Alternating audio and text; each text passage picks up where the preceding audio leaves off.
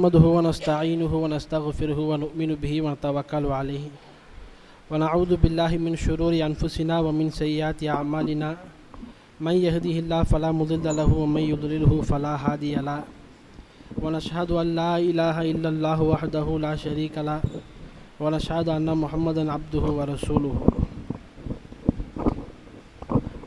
أما بعد فقد قال الله تعالى في كلامه القديم وفي محكمه تنزيل إن الله وملائكته يصلون على النبي يا أيها الذين آمنوا صلوا عليه وسلموا تسليما اللهم صل على سيدنا محمد وعلى آل سيدنا محمد وبارك وسلم عليه اللهم صل على سيدنا محمد وعلى آل سيدنا محمد وبارك وسلم عليه اللهم صل على سيدنا محمد وعلى آل سيدنا محمد الذي قرنت البركة بذاته محيا وتعطرت العوالم بذكره ورائيا. எல்லா புகழும் நம்மை முஸ்லீம்களாக மூமின்களாக தோற்றுவித்த அந்த அல்லாஹுக்கே சொந்தமாகும். இன்னும் குறிப்பாக இருலோக இரட்சகர் கண்மணி நாயகம் ரசூலே கரீம் ஸல்லல்லாஹு அலைஹி வஸல்லம் அவர்களினுடைய உம்மத்தினர்களில் ஒரு அங்கத்தினர்களாக ஆக்கிய அந்த அல்லாஹுக்கே எல்லா புகழும் உண்டாகட்டுமாக.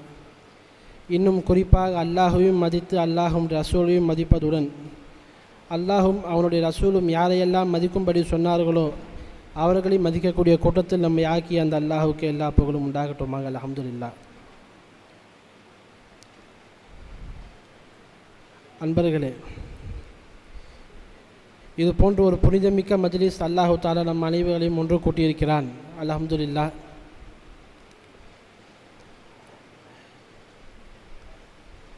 இமாம்கள் இந்த உம்மத்தினுடைய சிறப்பை பற்றி கூறும் பொழுது அல்லாஹ் இந்த உம்மத்தை மற்ற உம்மத்துகளை காட்டிலும் பல விதங்களில் அல்லாஹ் கண்ணியப்படுத்தி கூறியிருக்கிறான். அந்த விஷயங்களில் ஒரு 4 விஷயங்களை கூறுகிறார்கள். அதில் முதலாவதாக இந்த உம்மத்தை அல்லாஹ் பலவீனமான உம்மத்தாக அல்லாஹ் படைத்திருக்கிறான். அது எப்படி பலவீனம் என்றால் நண்பர்களே, அந்த உம்மத்திற்கு பெருமை அடிக்க தெரியாத உம்மத்திற்களாக அல்லாஹ் படைத்திருக்கிறான். அன்பர்களே, காரணம் என்ன? நபி நம்முடைய பெருமானார் ஸல்லல்லாஹு அலைஹி வஸல்லம் அவர்கள் பெருமையாக பூமியில் வாழ்ந்ததில்லை. அதன் காரணமாக அல்லாஹ் அவர்களின் விருப்பப்படி அவர்களுடைய உம்மத்துகளையும் அல்லாஹ் பெருமையற்ற உம்மத்துகளாக அல்லாஹ் படைத்துள்ளார். இன்னும் கூறுகிறார்கள், இந்த உம்மத்தினுடைய ஆயுளையும் அல்லாஹ் குறைவாகத்தான் வைத்திருக்கிறான். அன்பர்களே, அதுக்கான காரணம் என்ன சொல்கிறாங்க? ஏன்னா இந்த உம்மத்து நீண்ட காலம் வாழ்ந்து ஒருவேளை குற்றம் செஞ்சிட்டா, பாவம் செஞ்சிட்டா, அதற்கான வேதனை கபூலில் நீண்ட காலம் இருக்கும்.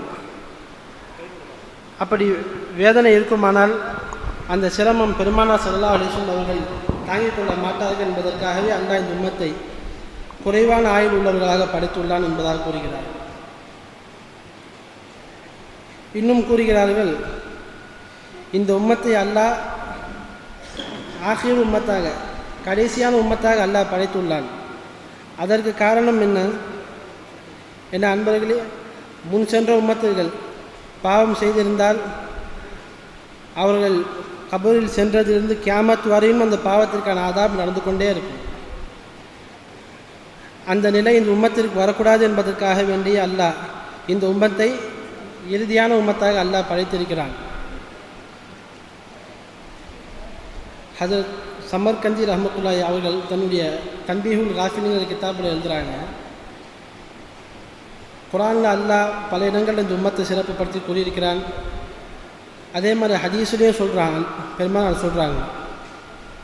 நம்முடைய குர்ஆனில் அல்லாஹ் குன்தும் ஹைர உம்மத்தின் உஹ்ரிஜத் லின்னாஸ் வ தஅமுருன பில் மாரூஃப், சிறந்த உம்மத்தினர்களாக நீங்கள் இருக்கிறீர்கள். வ தஹ்ருஜுன உஹ்ரிஜத் லின்னாஸ் தஅமுருன பில் மாரூஃப், நற்காரியங்களை கொண்டு மக்களை ஏவுவதற்காக நீங்கள் வெளியாக வந்திருக்கிறீர்கள் என்பதாக.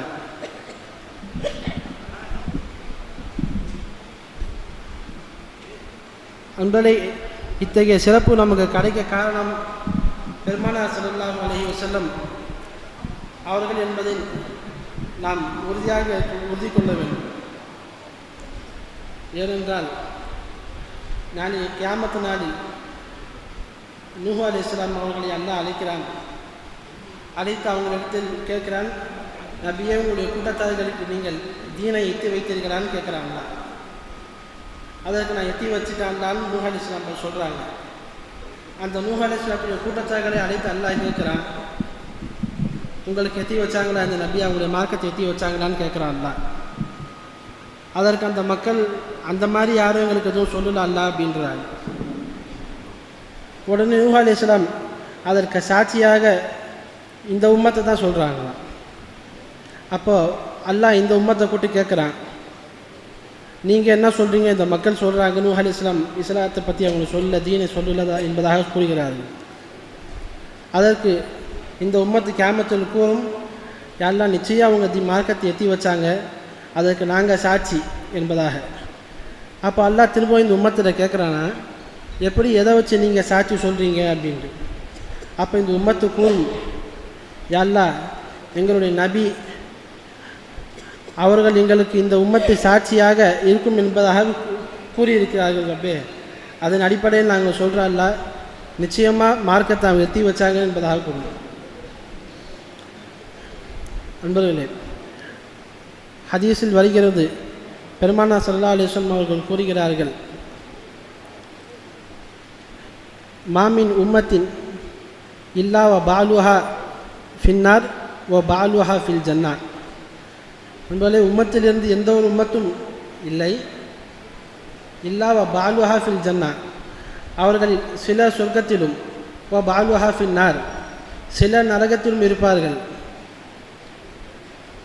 வலாக்கின் ஹாதிஹில் உம்மத்தி, என்றாலும் இந்த உம்மத் குல்லுஹா ஃபில் ஜன்னா, என்றாலும் இந்த உம்மத்து முழுமையாக சொர்க்கவாதிகளாக இருக்கும் என்பதாக பெருமானார் கூறுகிறார்கள்.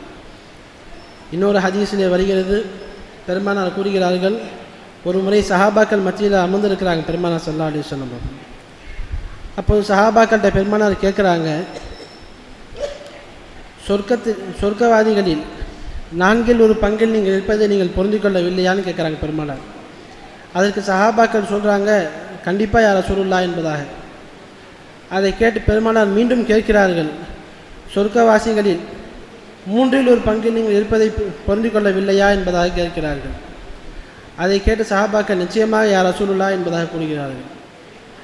அதை கூறிவிட்டு பெருமானார் கூறுகிறார்கள், சொர்க்கத்தில் பாதி இந்த உம்மத்தாக இருப்பதை நீங்கள் ஆசை கொள்ளவில்லையா என்பதாகவும் கேட்கிறார்கள். அதை கூறிவிட்டு பெருமானார் கூறுகிறார்கள், இன்னா அஹ்லுல் ஜன்னதி 20 மியாத்த சஃபன், நிச்சயமாக சொர்க்கவாசிகள் 200 சஃப்புகளை கொண்டவர்களாக இருப்பார்கள். நம்மளே அப்போ சொர்க்கத்தினுடைய அளவு எந்த அளவுக்கு இருக்குங்கிறத நம்ம முதல்ல யோசிக்கணும். சொர்க்கத்தை பற்றி சொல்லும் போது அதை கற்பனையே செஞ்சு பார்க்க முடியாதுங்கிற அல்லாஹ், அந்த அளவுக்கு விசாலமான சொர்க்கம். அந்த சொர்க்கத்தில் மொத்தம் 200 சஃப்பு. அதை சொல்லிட்டு பெருமானார் சொல்கிறாங்க, ஹாதிஹி உம்மத்தி சமானூன சஃபன், அம்பர்களே இந்த உம்மத்து அந்த சஃப்பில் 80 சஃப்பு என்பதாக கூறுகிறார்கள். பாக்கி உள்ள சஃப்புகள் தான் மீதமுள்ள நபிமார்களுடைய உம்மத்துகள் இருக்கும் என்பதாக கூறுகிறார்கள். ஆக அன்பர்களே, அத்தகைய நபியுடைய உம்மத்தர்களாக ஆக்கிய அந்த அல்லாஹுக்கும் அந்த நபிக்கும் எல்லா புகழும் உண்டாகட்டுமாக. அல்ஹம்துலில்லாஹ். இன்னும்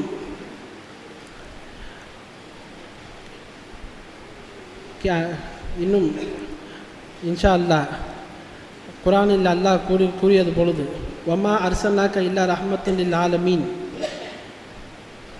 நபியே அகிலத்தார்களுக்கு நீங்கள் ரஹ்மத்தாகவே அன்றி நீங்கள் அனுப்பப்படவில்லை என்ற இந்த ஆயத்திற்கு விளக்கம் சொல்லக்கூடிய முஃபஸ்ஸிரீன்கள் இப்படியும் விளக்கம் கூறுகிறார்கள். ஒமா அர்சல்னாக இல்லா ரஹ்மத்தன் லில் ஆலமீன், அகிலத்தார்களுக்கு நீங்கள் ரஹ்மத்தாக வேண்டிய தவிர அனுப்பப்படவில்லை என்று அல்லாஹ் கூறுகிறானே, அதில் ஆலமீன் என்ற வார்த்தையை அல்லாஹ் கூற காரணம் என்னன்னு கேட்குறாங்க.